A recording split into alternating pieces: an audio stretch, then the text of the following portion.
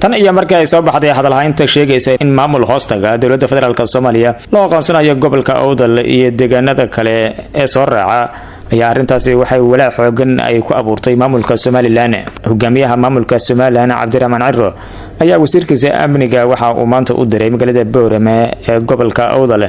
halkaas oo ka dhacay dagaal ciidamada booliska iyo sidoo kale shacabka u dhaxeeya. shacabka gobolka Awdal ayaa ka biyadiiday isla markaana ka banaan baxay aqoonsiga maamulka Yahuud uu siiyay maamulka Somaliland taas oo keentay in gacanta Somaliland uu ka baxo gobolkaasi. wasiirka amniga maamulka Somaliland Cabdulle Maxamed Carab Sandere ayaa markii uu gaaray magaalada Boorama waxa la wariyay inuu doonayo inuu qaboojiyo lana dambiyo xiisada Somaliland kaga furan gobolka Awdal si uusan mar kale kacdoon ka dhana Somaliland uusan uga dhicin gobolka Awdal. wasiir ka tirsan xukuumadda federaalka Soomaaliya oo maalmihii ugu dambeeyay ka hadlayay magaalada Laascaanood ayaa sheegay in socdaan qorshe la doonayo in lagu aqoonsado gobolka Awdal iyo sidoo kale deegaano kale in ay yeeshaan maamul buuxa oo la mid ah maamulada kale ee hoostaga dowladda federaalka Soomaaliya.